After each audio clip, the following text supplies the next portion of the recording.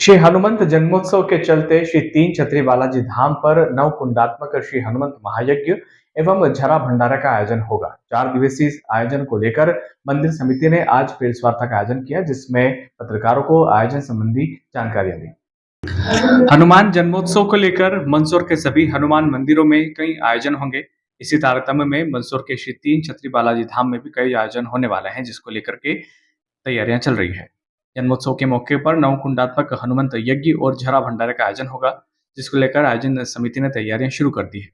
आज इसी को लेकर एक प्रेस वार्ता का आयोजन मंदिर परिसर में रखा गया, जिसमें श्री श्री 108 महंत श्री राम किशोरदास जी महाराज और यज्ञाचार्य श्री विष्णु जी शर्मा ने संबोधित किया। प्रेस वार्ता में बताया गया कि 4 दिवसीय आयोजन में 29 मार्च को कलश यात्रा सुबह 8 बजे से, इसी दिन यज्ञ प्रारंभ होगा सुबह 9 बजे से।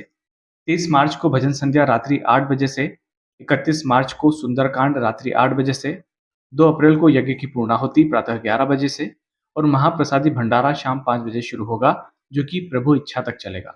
इस आयोजन को लेकर आयोजन समिति ने तैयारियां कर ली है। जानकारी के मुताबिक हवन में भाग लेने के लिए शाकाली से हवन के लिए 1100 रुपये व घी से हवन के लिए 2100 रुपये की राशि निर्धारित की गई है और अधिक जानकारी के लिए आप मंदिर समिति से संपर्क कर सकते हैं। मंदिर समिति ने शहर की जनता से अपील की है कि वे 4 दिवसीय सभी आयोजनों में भागीदारी कर धर्म लाभ ले, यज्ञ नारायण की परिक्रमा करे और भंडारे का भी लाभ लें। श्री तीन छत्री बालाजी धाम में प्रत्येक वर्ष यज्ञ का अनुष्ठान किया जाता है। वैसे तो हम प्रत्येक दिन यज्ञ करते ही हैं, फिर नगर वासियों के सुख शांति कल्याण के लिए इस साल हनुमत महायज्ञ का आयोजन किया गया है।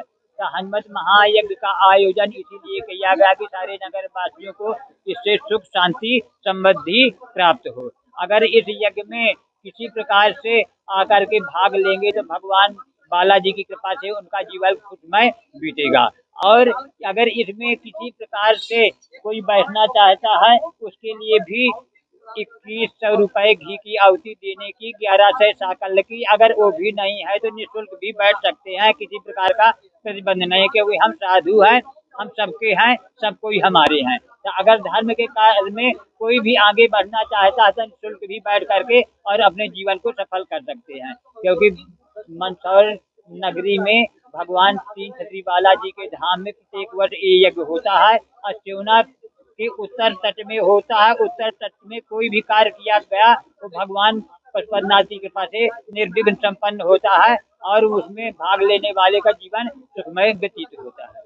क्या उद्देश्य है इस हवन का उद्देश्य यही है, विश्व शांति रहे, अपने भारतवर्ष में किसी प्रकार की क्षति न हो, भारतवर्ष अपना हमेशा के लिए आबाद रहे और सबका जीवन में कल्याण हो, सबको सुख समृद्धि की प्राप्ति हो।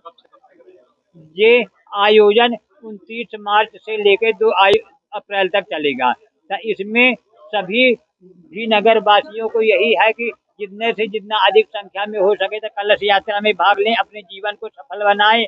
उसके बाद फिर अगर बैठने का न भी लगे, एक दिन परिक्रमा जरूर से जरूर लगा के जाएं, क्योंकि अगर यज्ञ नारायण का परिक्रमा लगा लेने से 84 कोटि देवताओं का परिक्रमा लग जाता है। उसमें सभी देवी और देवताओं को आवाहन करके उनके व्यवस्थित 5 दिन के लिए बैठाया जाता है और उनकी पूजा विधि विधान से होती है और यज्ञ नारायण की परिक्रमा लगाने मात्र से जीव का कल्याण हो जाता है। जय सिया राम। हनुमान जी महाराज की जय। पवित्र धाम श्री तीन छत्री बालाजी धाम में श्री महाराज जी के सानिध्य में 5 दिवसीय श्री हनुमंत महायज्ञ किया जा रहा है। तपस्थली भी हनुमान जी की है, यहाँ पर राम दरबार भी विराजमान है। 5 दिवसीय कार्यक्रम होगा। चैत्र मास की एकादशी से लेकर के चैत्र मास की पूर्णिमा, जो हनुमान जन्मोत्सव के रूप में हम प्रतिवर्ष मनाते हैं, उसी 5 दिवसीय कार्यक्रम रहेगा, जिसमें कलश यात्रा, जिसमें यज्ञ का शुरुआत, जिसमें हेमाद्री संकल्प वगैरह जो यहाँ के जो आयोजन होते हैं वो सभी होंगे। 5 दिवसीय कार्यक्रम होगा। तो मेरा नगर मंदसौर के दशपुर धरा के जो भी जनता है उन सबसे आग्रह है, जन कल्याण की भावनाओं को लेकर के और हमारे देश पर, इस भारत राष्ट्र पर किसी प्रकार का कोई संकट, कोई बाधा ना आए, इसी मन की भावना हम लेकर के इस यज्ञ को कर रहे हैं। और मानव जीवन में किसी न प्रकार की किसी न किसी कोई बाधा, कोई संकट, कोई डर व्यक्ति को सताता है। तो ऐसा कहा जाता है कि कलयुग केवल नाम आधारा। कलयुग में सिर्फ नाम लेने से, ईश्वर का नाम जप करने से उस व्यक्ति की बाधा कट जाती है।